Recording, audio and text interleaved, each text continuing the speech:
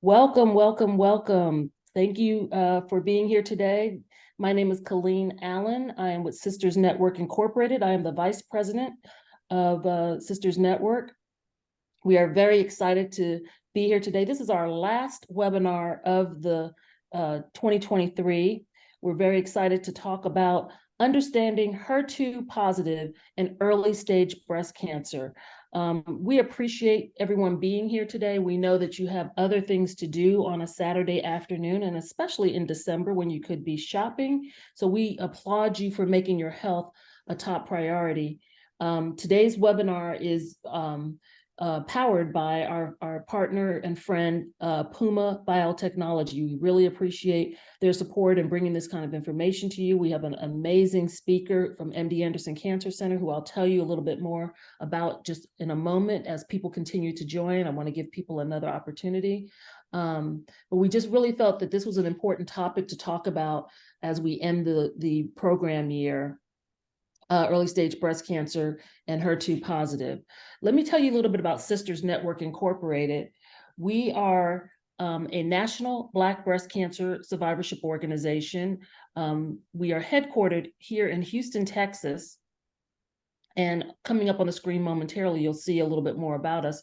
You see that we've been around, we'll be celebrating our 30th anniversary. So you see 33 decades. So next year, 2024, we will celebrate 3 decades in survivorship and helping women understand what they're facing, particularly Black women, of course, because that's who we target, helping them understand what they face as Black women, whether they're survivors or they are women who have family history or they have no family history. We want to, as our mission says, Sisters Network is committed to increasing local and national attention to the devastating impact that breast cancer has in the African American community.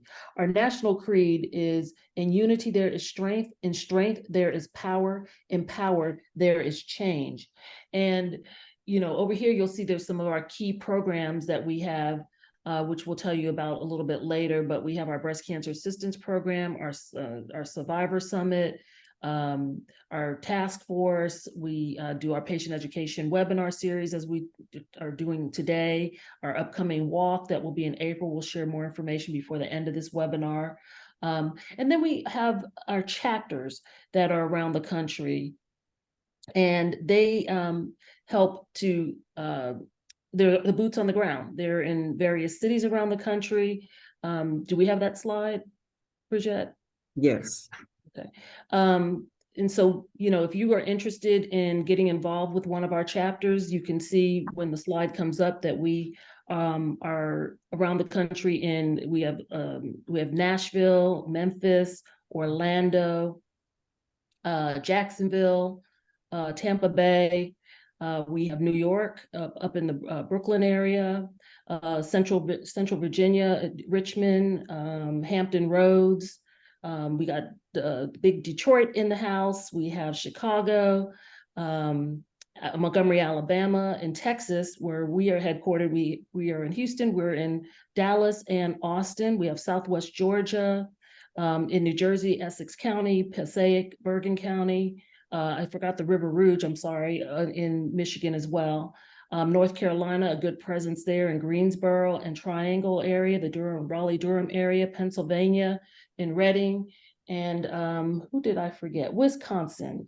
They are in Kenosha, which is just a little bit outside of Milwaukee. So we're very proud of the ladies who, these are all survivor-run chapters. They work very hard to do programming in their respective communities and make sure that our ladies have the support, the education, and are empowered. So without further ado, I'm going to introduce our wonderful speaker today. And again, if you've just tuned in, this is Understanding HER2 Positive and Early Stage Breast Cancer. We're being powered by Puma Biotechnology. And so let me tell you a little bit about our speaker today. And MD Anderson is a good friend. MD Anderson Cancer Center, I should say, is a very good friend of ours. And they work with us on a lot of different programming opportunities that we bring to the community. And so when we call, they are always so gracious to connect us with wonderful speakers. And today is just another one of wonderful speakers. And this is Dr. Ada Iemi. And let me tell you a little bit about her. She's the assistant professor of breast medical oncology at the MD Anderson Cancer Center here in Houston, Texas. She completed her residency at Beth Israel Hospital and University of Florida for hematology and oncology. She is very passionate about patient education and empowering patients to take control of their health. And that's something that we as an organization are very passionate about too. So without further ado, I'm going to bring Dr. Iemi on so that she can do her presentation, and we'll have some Q&A opportunities right after she's finished. Dr. Iemi, the floor is yours. Absolutely. Thank you, everybody, for spending time with us today. And thank you, Sister Inc., and for all that you do. And thanks for having me. I really appreciate it. I'm going to see if this is work. Let's see. It says only hosts can share. Give me a second. Hold on. Okay.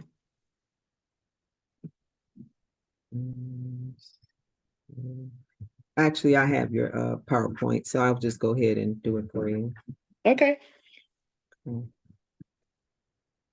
Let me share my screen.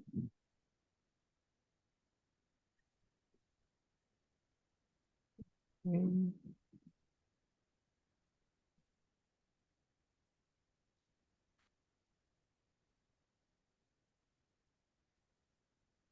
you see it?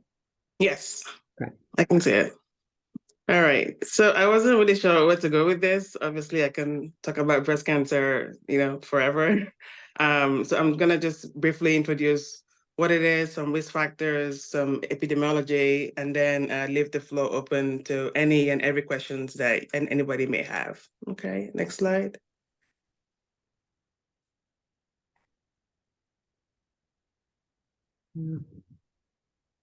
Okay, so quickly, we all know some of the, next slide, I'm sorry. All right, so as we know, the biggest risk factor for breast cancer is simply being a woman. So a woman who wakes up every morning, you get older, your risk increases, and that's just a simple fact. Men do get breast cancer as well, but women get it more than 100 times more than men do. And age is also a very big risk factor. If you're in your 30s, you have about a 1 in 30 chance of getting breast cancer. If you're in your 60s, it's about, in your 30s, 1 in 230 chance. In your 60s is 1 in 30 of getting breast cancer. Your lifetime risk up until you get to 90 is about 13%. And that risk is further increased if you have things like a genetic mutation, okay?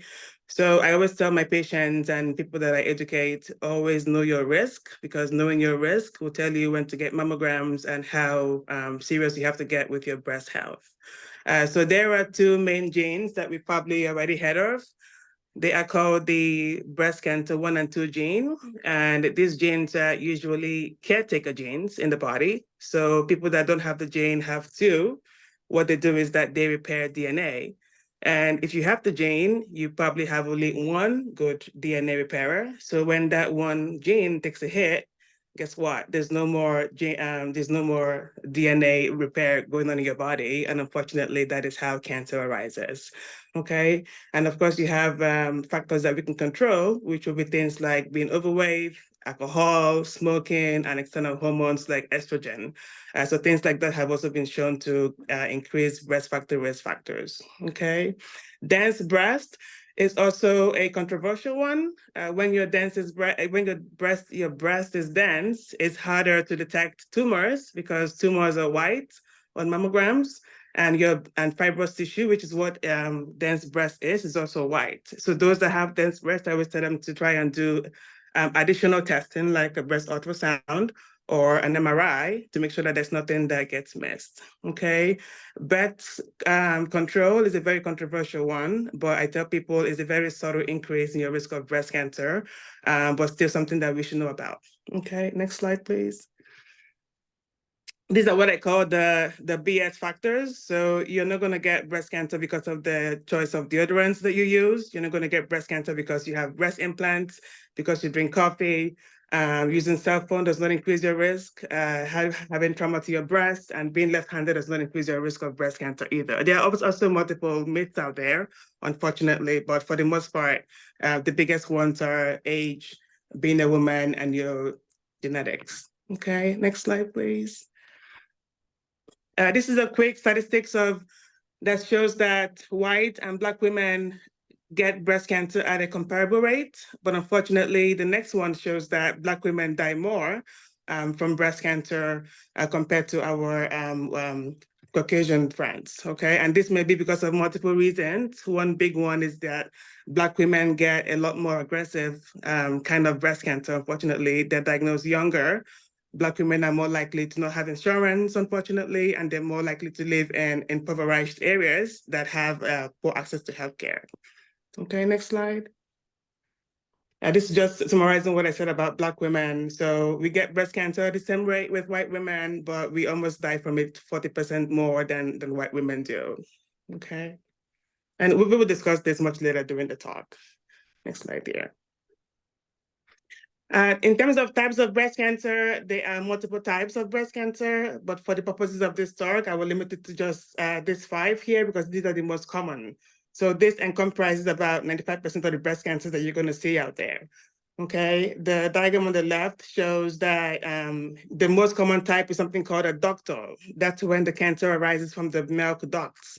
And then you have lobular cancer when it comes from the lobules, which is what makes the milk. Okay, but for the most part, people that have breast cancer are more likely to have ductal cancers because they are about 80% of all breast cancers that we see in practice, okay? Triple negative breast cancer is uber aggressive, is diagnosed usually later because they spread quickly. And of course, the prognosis is not as good as the hormone-driven ones. We'll talk about that again in a minute. But probably the worst kind to have is something that we call inflammatory breast cancer. It's very hard to diagnose because sometimes it mimics infections. So if you ever have, or your friend has, all of a sudden they wake up one morning and their one breast is red or inflamed or itchy or has a different consistency, whatever it is, please seek help. I tell people that if you have a breast change, it's a breast change, and things like that should not be ignored. Okay, next slide, please. We also classify breast cancers based on what drives them, right? We've all heard about the hormone-positive breast cancers. This just means that you have receptors in your body that are that hormones are being fed off of. So that's what stimulates cancer growth. And this is the most common type of breast cancer to have is invasive ductal that is hormone-driven. This is almost 85% of cancers that we see across the board. And when I say hormone-driven, there is a hormone called estrogen, it's a female hormone, and progesterone. So you may be positive for either or both of them at the same time, okay? Having hormone-negative cancers mean that there is no target, and we have to just give them these people chemotherapy to kind of treat the whole body, okay? And of course, the HER2-positive breast cancer that we're going to talk about more, HER2 protein is normal in the breast. It causes cell growth and multiplication. But when you have HER2 positive breast cancers, you obviously have more receptors in the breast that stimulates more growth of the HER2 positive protein. And that in of itself is actually a bad thing. The HER2 cancers they're very aggressive, but luckily most of the advancements we've had in breast cancer has been in the HER2 positive space. So we're seeing more improved survival and prognosis based on the treatments that we have, okay? And of course, you can certainly have both hormone positive and HER2 positive breast cancers, which is kind of a good thing because we have more targets in terms of the treatments that we offer. Okay, next slide. So back to the HER2 positive breast cancer, just the diagram on your right side just shows you on the left, shows you what a normal breast cell will look like. And on the right, you will see that you have more receptors that are being activated. And that's how the HER2 protein gets, it's like a light switch has been turned on. And all of a sudden, there's a lot of cancer growth that is driven by that protein, okay? They are fast growing tumors. They spread quickly. And when they spread quickly, it means that chemotherapy works better. So chemo works better for aggressive cancers like triple negative and HER2 positive breast cancers. HER2 positive breast cancers are not as common as the hormone-driven ones. It happens about 1 in 5 of breast cancer, and it has a predilection for the brain. So if you know anybody that has had HER2 positive breast cancer, all of a sudden, they have headaches, they are getting confused, they are dropping things, they are wobbly, things like that can be a sign that they may have some brain involvement from the cancer. Okay, but one good thing about it is that the treatments are very, very good, and prognosis is much improved compared to where we were 10, 20 years ago. Stage 1 and 3, stage 1, 2, and 3 HER2 positive breast cancers almost always will need chemotherapy and anti-HER2 protein. So a treatment that blocks the protein called HER2.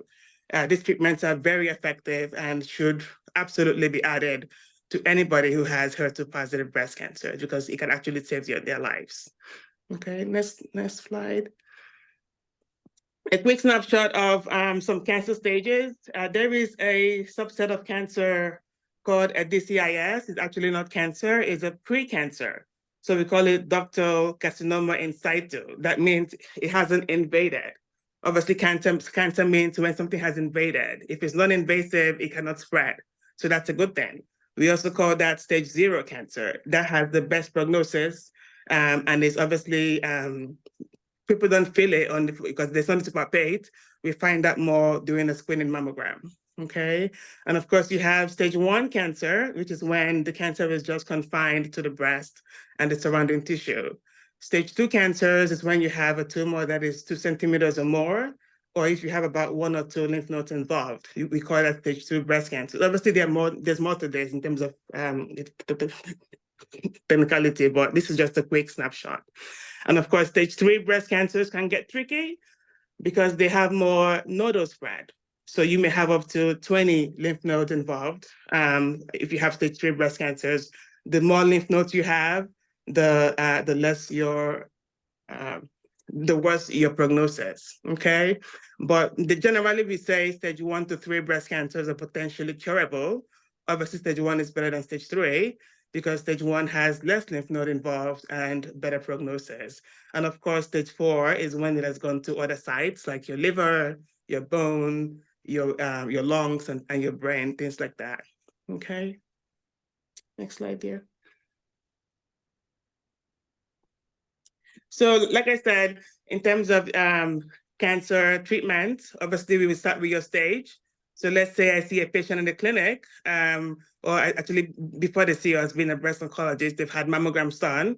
Mammogram means they found something, you got a biopsy, they do a biopsy, they tell us what kind of cancer it is. Is it a hormone-driven cancer? Is it a HER2 positive cancer? Is it a triple negative breast cancer? And things like that, because that will determine whether we go to surgery first or have chemo or, just watch you or give you some pills. But in general, once you're stage 1 to 3, meaning the cancer hasn't spread beyond the breast and the lymph nodes, surgery is almost always involved, as it's radiation. Sometimes you can omit radiation if you have uber early cancer, like an early stage 1, and you're older and you're node negative. Sometimes we omit radiation. But for the most part, we treat cancer in 2 ways. One is called local and one is called a system. So local means confined to the breast. We're trying to arrest the cancer in the breast area. System means a whole body treatment. We're trying to arrest the cancer and cells that have left the system. Surgery and radiation help locally.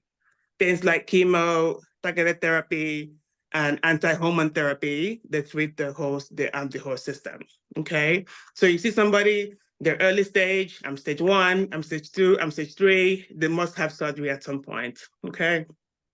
Triple negative breast cancers and HER2 positive cancers, I said earlier, these are the aggressive cancers. Aggressive means chemo works better for them. And the triple negatives, they have no targets. So let's say it's like looking at the door and there's no key to unlock the door. So we just don't know what to use for them other than giving you chemo that kills, unfortunately, both the good and bad cells. And we give chemo for multiple reasons. First of all, chemo can shrink the tumor. That way the surgery is easier. and the surgery is not as messy as it would have been if you had gone straight to surgery.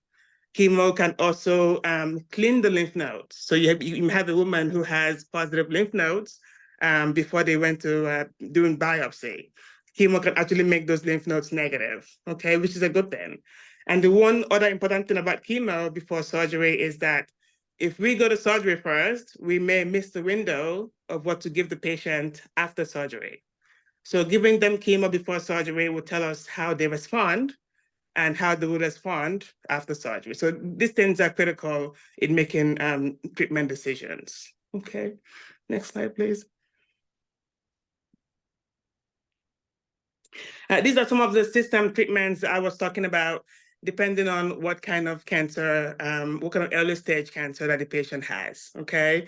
If you have a hormone positive breast cancer, so you have a hormone sensitive tumor, they're gonna give you a hormone blocker, which is something that will block what is actually feeding your cancer cells to grow.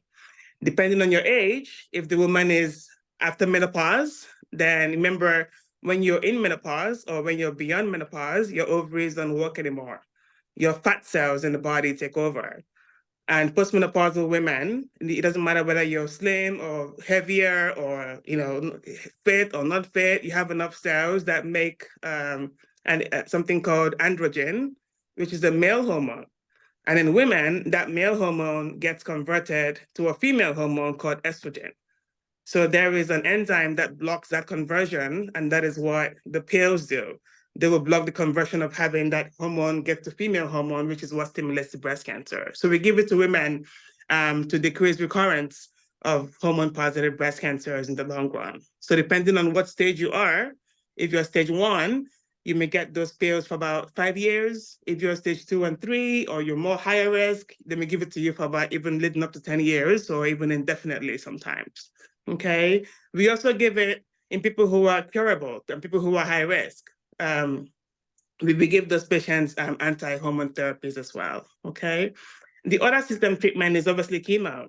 We all know what chemo does. Chemo is something that kills cancer cells. Drugs that kill cancer cells. They kill good and bad cells, unfortunately.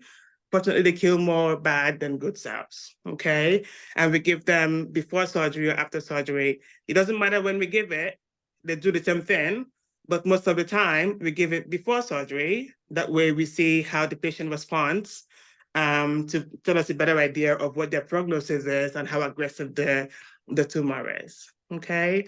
And most of the time for breast cancer, you may get chemo for up to 6 months before you go to surgery. There is a group of medications called targeted therapy. That means it doesn't treat the whole body. It just treats the cells that it's supposed to treat. Like in the case of a HER2 positive breast cancer, it only kills the HER2 proteins in the body. So these treatments are very effective in curing breast cancer and decreasing the risk of breast cancer spread, okay? We may see commercials about immune therapy. The most popular one is called Keytruda. This is when we use your immune system to fight cancer. There's been a lot of advancements in this space, but for the most part, we only use them in triple negative breast cancers as of today. But there are trials that are ongoing. We're trying to introduce them in other kinds of breast cancers to see how effective they will be. Okay, next question, please. So I always tell patients, especially my Black patients, we have to be involved in clinical trials. We are being left behind. If you have a patient or you have a sister or a friend or you, and your doctor says, hey, we have this trial, obviously you want to know more about the trial, but I would highly encourage patients to enroll in trials because that is how we find the cure for cancer for you and for the future, okay?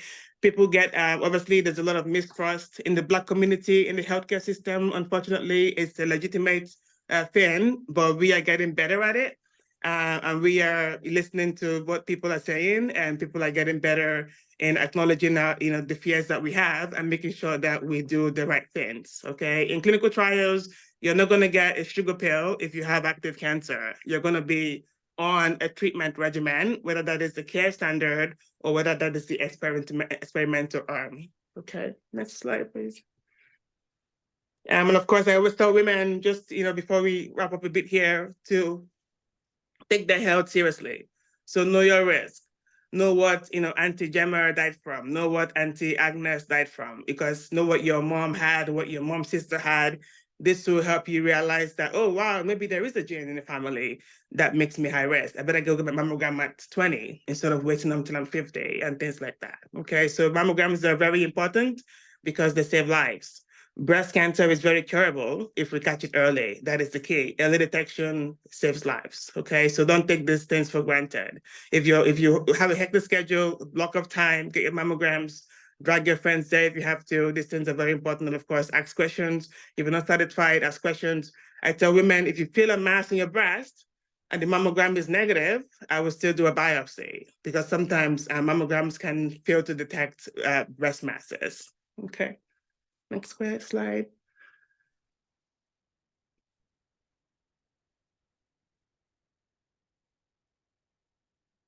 Next slide. Okay, so after you've had breast cancer, then we talk about decreasing recurrence risk. Most of the time, cancer may come back. It doesn't matter whether you have stage 1, stage 2, or stage 3. Obviously, the higher your stage, the more likely it is to come back. But again, most breast cancers never come back. And we'll hope that's the case for everybody that has breast cancer, but that's just not realistic. So we have things that will help you decrease your recurrence risk.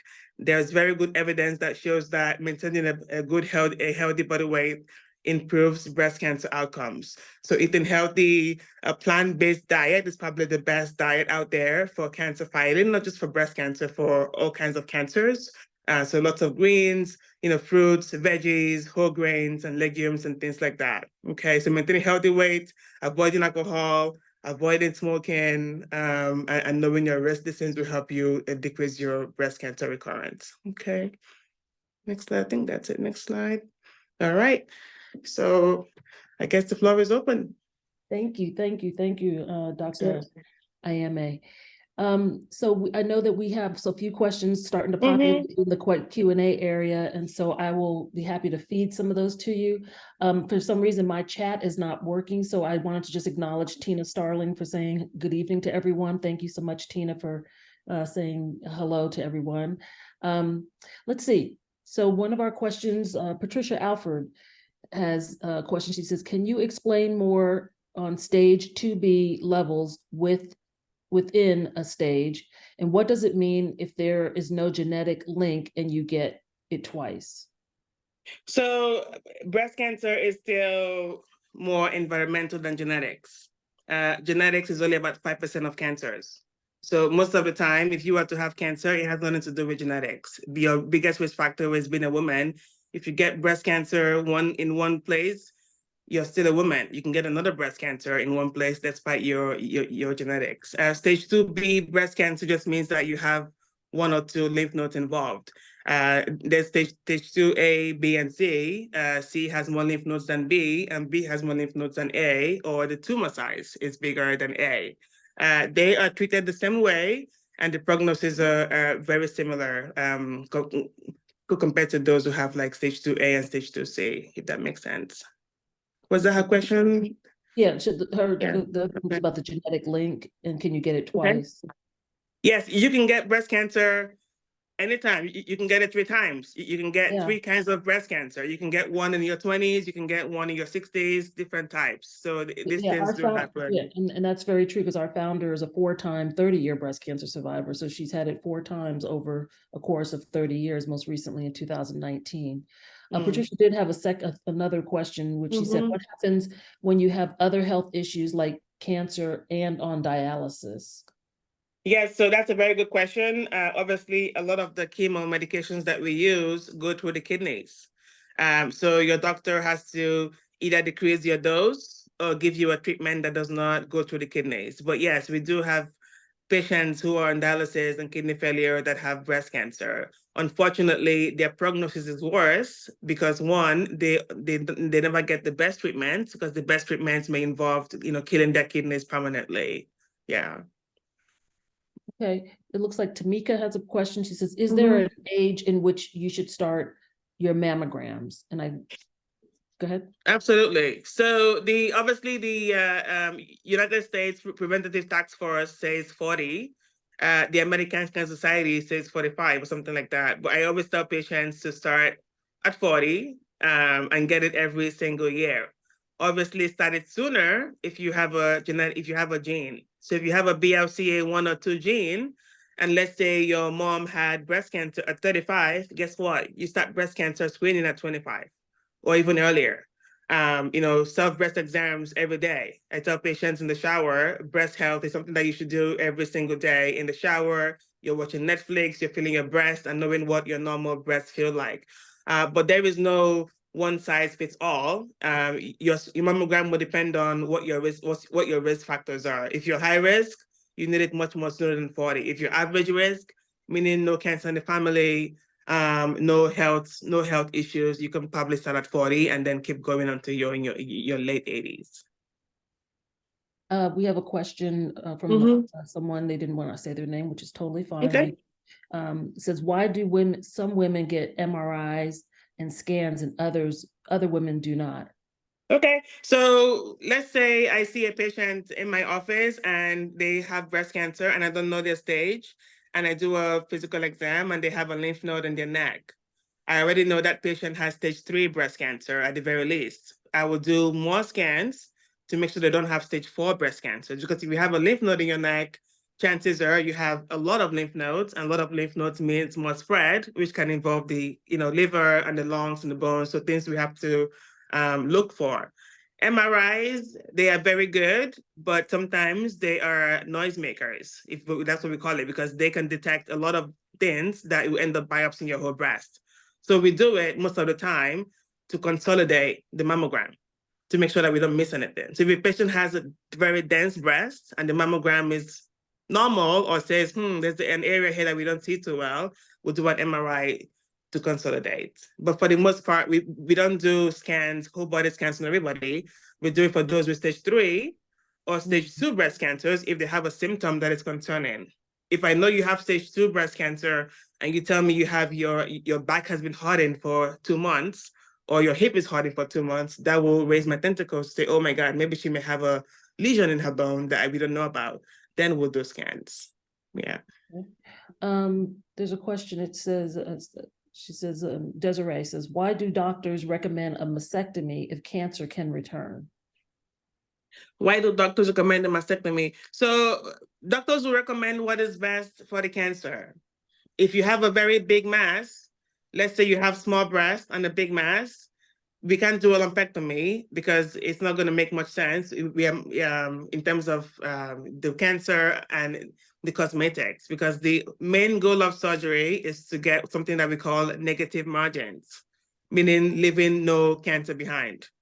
So if your breast is too small or the mass is too big, the only way that we can leave no cancer behind may be to do a mastectomy.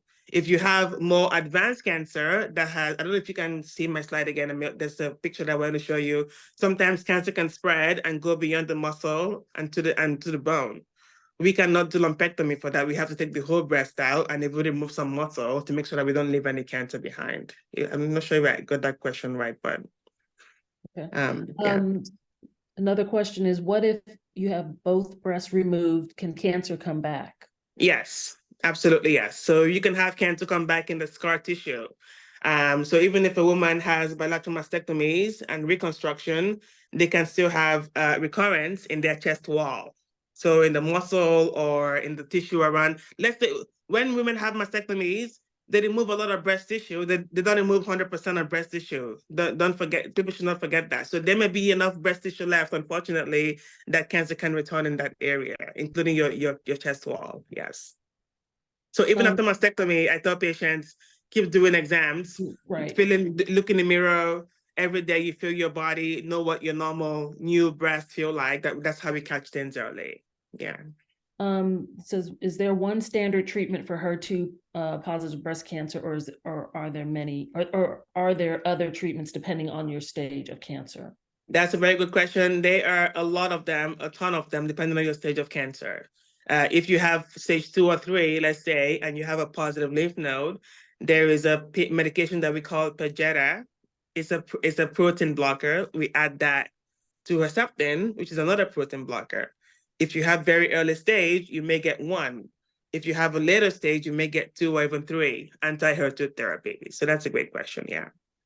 You know, some of the ladies that, you know, and some of the younger women we're seeing are having their breasts removed as, you know, because of family history and Mhm. what is the standard recommendation for them as far as mammograms and, you know, screenings? Because I know that I've had conversations with a couple of ladies who have Mhm. done that and then put implants in, and they said they weren't getting mammograms, and I said, well, that's not what we want to do. We want to get your mammogram Yeah. So they're having their breast removed because of because of when they family don't have history. They're cancer. trying to be proactive. Gotcha. Yes, Yeah. yes. Yeah, so Mhm. after they have their breast removed, mammograms are almost useless, unfortunately. So breast ultrasounds are probably better for those But patients, some and sort of of course screening. exam.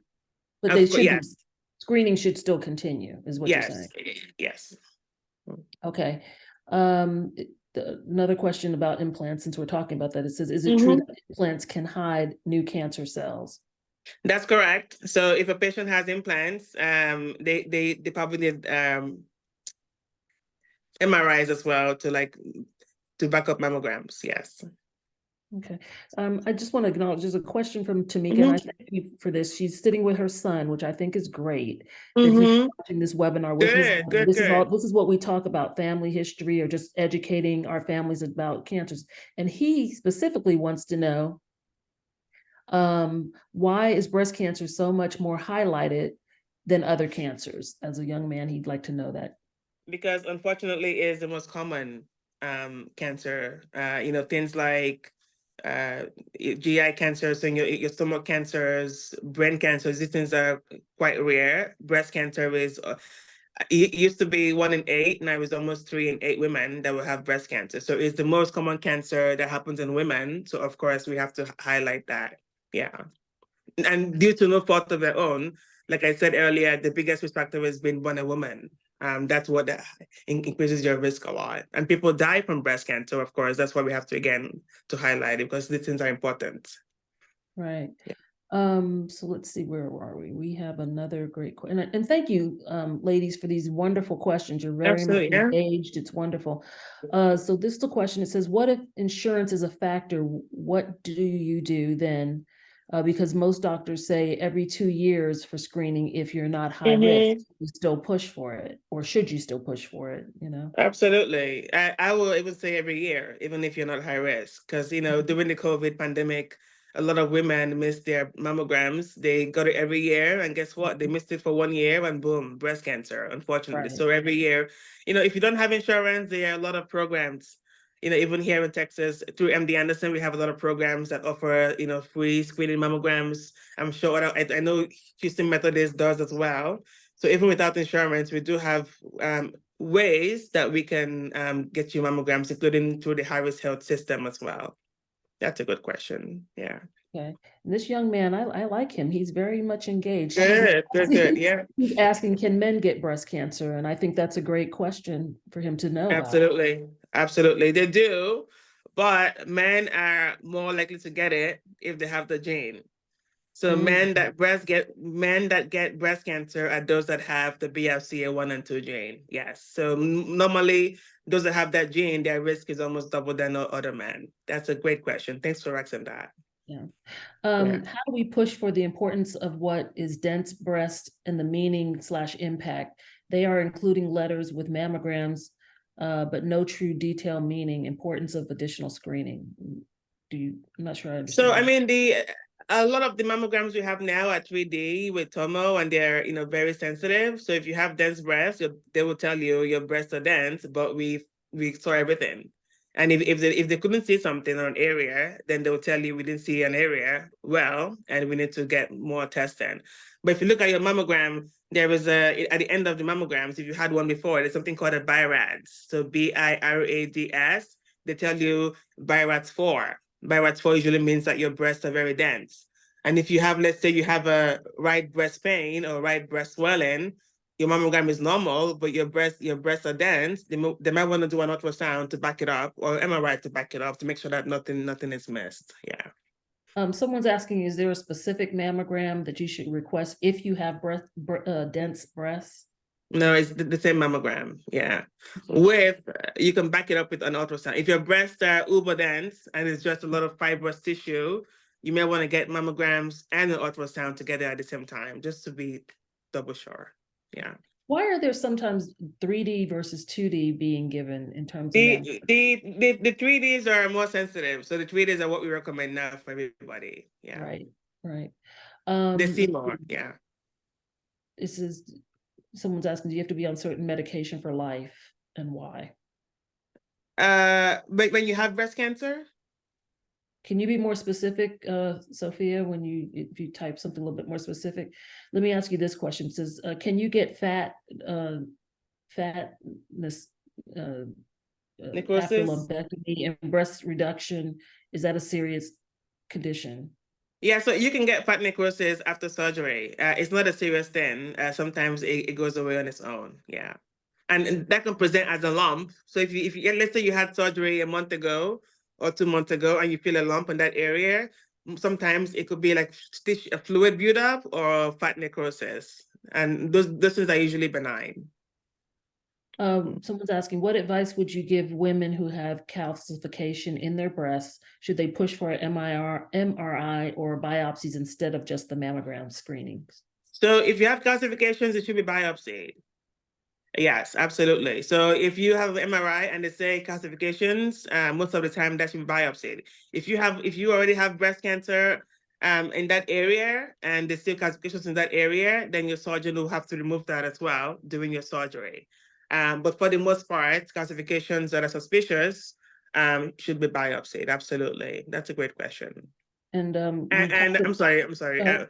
Mammograms can pick it up. It doesn't have to be MRIs. So yeah, mammograms can pick up calcifications. Okay. Someone's asking about more information on trials, where they can get more information. So when you get your cancer treatment, most big programs. So I encourage patients to go to university programs because they have more trials there. So let's say in Houston, there's Baylor, there's MD Anderson. Even Methodist have some trials as well. So it depends on what state you're in. There are national trials as well. There are collaborative with other institutions. So it depends on where you go, but there are 1,000 trials out there. Yeah. And let me just say something about trials. Sisters Network in 2024 is launching an education and awareness program called The Color of Trials. And we'll be partnering with breastcancertrials.org, which there will be a clinical trial navigator who will help you if you're interested in finding the right trial for you. So look for more information on that. But like the Dr. IMA said, your providers, they have a lot of information. And I know like the government has the trials.org, the trials.gov, excuse me, as it can be a little bit of overwhelming kind of a platform. So going through that educational institution probably would be the better way first, so that you're not too overwhelmed. Let's see, we have time for a couple more questions. Someone's asking, because we're back on men, it says, how do men check their breasts and how are they treated for breast cancer? Men get mammograms too, and men can feel their breasts and know when they have lumps. So breast health. I do have a patient who has a BRCA2 gene. I tell him and his family that the men should start breast cancer screening and it was self-breast exams from 30 and know what's normal for them. So the thing with men is, unfortunately, they present late because a man will never believe that they have breast cancer. They have a thing on their breast, they think it's a cyst, they think it was when they were playing basketball, someone hit them there, the way, and then by the time they see us, unfortunately, it's usually stage 4. So yes, men can get breast imaging just like women. And we treat men the same as women when they get breast cancer. Okay, someone's asking about, they're on a specific drug, anastrozole, and it's joint pain and stiffness. Are there any recommendations that you could suggest? Yeah, so there are about 3 of them on the market. They all do the same thing. They have the same efficacy, but most of the time, if you have joint aches and pains, your doctor can swap it to a different one. There's one called Femera, and there's one called aromasin. So actually your doctor will be swapping them from going from an anastrozole to one of those other two, and that may be what helps the joint pains, the aches and pains. If you're still having joint aches and pains and you're early stage, then there is a pill called tamoxifen. We give that in younger women, and it has, it's very good, and of course it also helps with breast cancer recurrence. That doesn't have any issues with joints, so it may be a last resort if you're still having a hard time. Any suggestions on neuropathy that is a result of going through cancer treatment? I know that's Yeah, so the thing with neuropathy is we have to catch it early, right? That's why I tell patients, if you're going through chemo treatment, you tell your doctor every single time you see them, I have tingling numbness, I have this, I have this. That way they know and they cut your dose on time. Because if we keep giving you the same dose, guess what? It's cumulative. It's going to build up. And the more it builds up, it becomes irreversible. Unfortunately, with neuropathy, it's a very hard thing to treat. And the biggest way to treat it is to prevent it from getting worse. Because if it's not too bad, it's reversible and time will make it better. If you get to end stage where you're having pain and weakness, unfortunately, we can help the pain, but we cannot help, the nerve growth back. Yeah. So does it progress quickly, neuropathy? It does. Depending on what chemo you get, like in breast cancer, the most common one is called paclitaxel. That causes a ton of neuropathy. So patients that have it, let's say you're diabetic and you're getting breast cancer treatment, they start with a lower dose. Sometimes if your doctor thinks that your diabetes is not that bad, they may give you the same dose they give to someone who is non-diabetic. You have to tell your doctor, oh, it's been 2 weeks. I feel something in my fingers or my toes. That way they're proactive and put your dose quickly. Yeah. Okay. This webinar will be reposted on Sisters Network website and our YouTube just for post viewing. So someone was asking about it. They said this has been very powerful information, and we do appreciate that. That's what this patient education webinar is all about. It's bringing the information straight to the community, allowing you to engage with these medical experts and our friends who are partners to make these things happen, like today with Puma Biotechnology. Bringing this kind of conversation to the forefront is so important. And I can't say enough how happy I was about that young man being so engaged, asking those questions. That just warms my heart, because good job, Mom, because he's ahead of the game, and he cares about his mother, he cares about himself, and he's learned something today. And I think that's so powerful.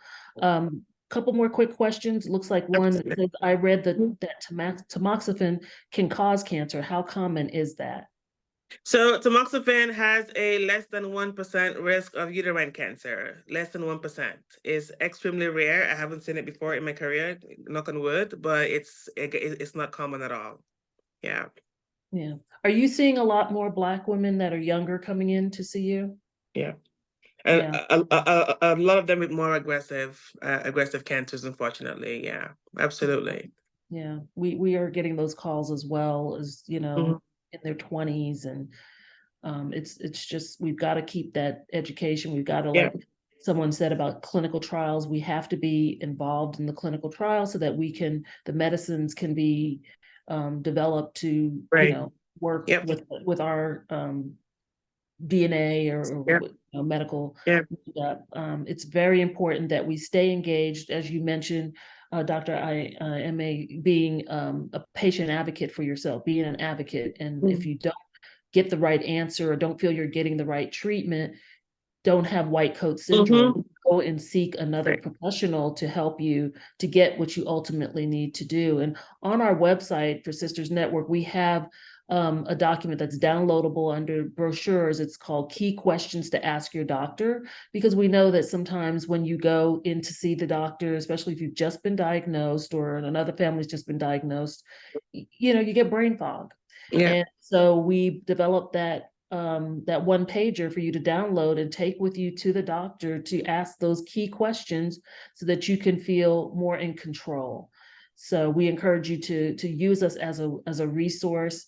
Tap into the chapters in your respective cities. I believe a few chapters are on here. And if you are, please type in the chat that you're here, because I want to call you out and just say thank you for being here, all the attendees.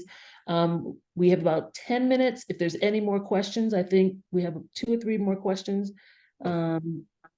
Let's see. It says, I had breast cancer back in 2014 and I have 3 children. Does breast cancer skip a generation or no? When do I get them screened? That's a good question. How old were you when you had it? So usually we say your kids should get it 10 years younger than She was the 32. person.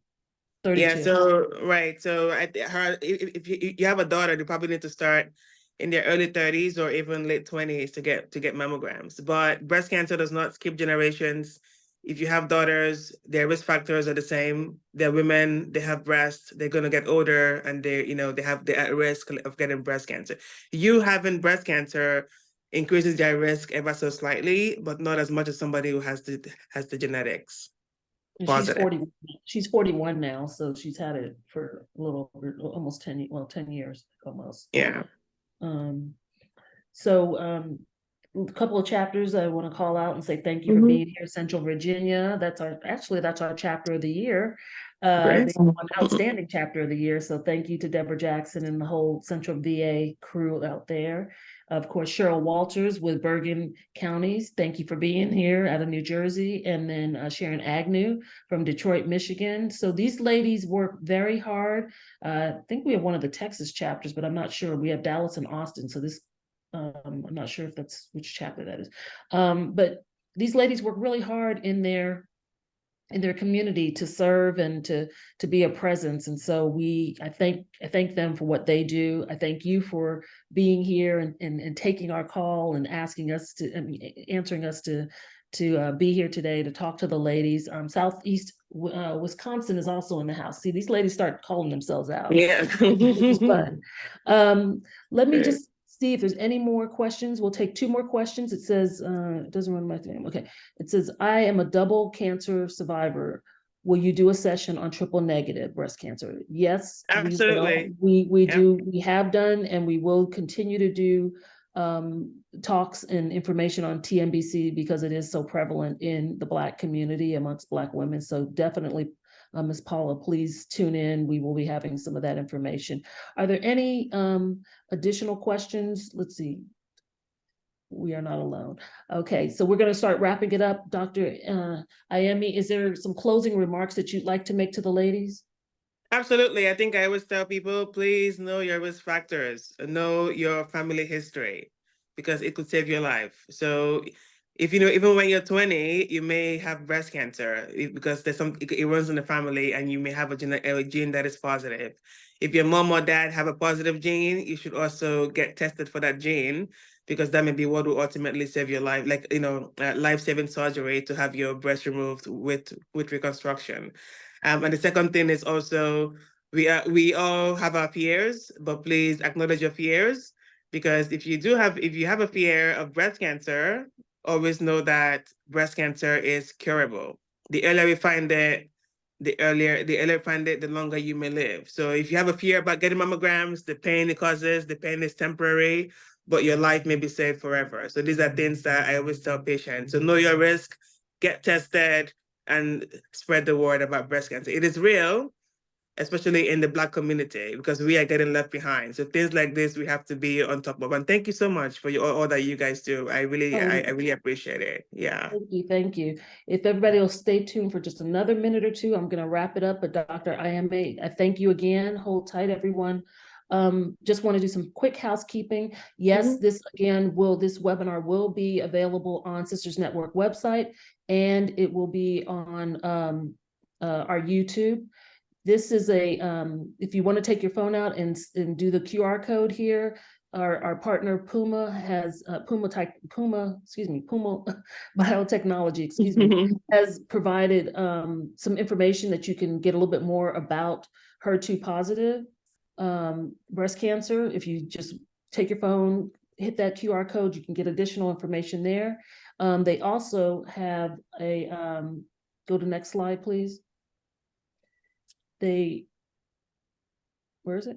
They're going to also have a planning guide that we will email out to folks if you want to have that to kind of chronicle your treatment planning. So I'll be emailing that out to everyone in just a moment. You'll see it right here. So we'll send that out to you all. And that's courtesy of Puma Biotechnology, making sure that you have some information so that you can, kind of guide what you're doing if you are indeed in treatment at this time. Couple other quick notes that I'd like to just touch base on very quickly. And we have, let's see. Next slide. Which one do you want to show me? Okay, I think the walk, any of them, the walk.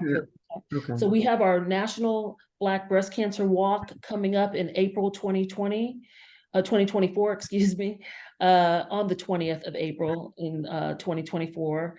That will be at the University of Houston. It is a fun time. It's the only National Black Breast Cancer Walk hosted by us and for us. We're very proud of that. This will be the 14th year that we, excuse me, have hosted the walk. And a portion of the proceeds from that walk go to our breast cancer assistance program that is called the Karen E. Jackson Breast Cancer Assistance Program, which we will be, I'll show you something on that in just a moment. But this is the walk. You can kind of get a sense of, it's a lot of fun. It's a lot of people. People get dressed up. There's all kinds of tutus and wigs and all kinds of fun. It's a great occasion. People travel from across the country to help be a part of this. So if you can, please mark your calendars. April 20th here in Houston, more information will be sent out about it, but it's a great time for all. If you can show the BCAP. Okay. And as I mentioned, a portion of those proceeds from that walk fund the BCAP program, which provides financial assistance to survivors that are in active treatment, as well as pays for mammograms and or ultrasounds for ladies. You don't have to be a member of Sisters Network. You just have to be a woman who's in need and wants our help, and we help you. So that will be opening in 2024, probably towards the end of January, and that's the Karen E. Jackson Breast Cancer Assistance Program. We try to open it at least 3 times a year. And of course, it's fund dependent, but we are very proud of the program. It's been around since 2006, and it's a wonderful program and helps many, many women. And then I'll show you Ms. Jackson's book. If you want to just learn kind of the history of Sisters Network Incorporated, as I mentioned earlier, Karen Jackson is a 4-time, 30-year breast cancer survivor, and she wrote her memoir. It's called In the Company of My Sisters, My Story, My Truth, and it kind of just chronicles how and why she started the organization back in 1994. She was diagnosed in 93. Just talking about what she experienced and didn't find, and found Sisters, decided to start Sisters Network to fill the void of things that she did not have while she was going through her first breast cancer journey. And then last but not least, I just want to leave you with a beautiful poem to end our afternoon, and we're right on time. It's 3:58. We like to be mindful of everyone's time because we know Saturdays are important. So this is a very beautiful poem. And Bridget, it's coming. Huh? It's coming. It's coming. I know. I know you're doing your best, Bridget. I'm moving fast for her, so thank you for your patience, everyone. There you go. Okay, so this is a poem, and it's on the front page of our website, but it's called Press On, and it just says, "Press on, my sister, our connection is so deep. Press on, my sister, it's okay to weep. I understand your woes, and I'm feeling your soul. Press on, press on, press on. Press on, my sister, take a pause for the cause. Press on, my sister, just because your steps are ordered through his grace, his love and mercy won't ever be replaced. Press on, press on, press on." And this was written by Kim Eubanks Kirkland. She is actually the sister of the founder of Sisters Network. She's a poet. So on that note, press on, ladies. Have a beautiful weekend, what's left of it, and a wonderful holiday season. We look forward to all the exciting programming for 2024. And Dr. Ayeme, thank you again for being here. MD Anderson Cancer Center for always being a friend to Sisters Network. And again, Puma Biotechnology for making this afternoon possible. We appreciate you all and look for that email on Monday. Thank you, everyone, and have a beautiful afternoon. Bye-bye.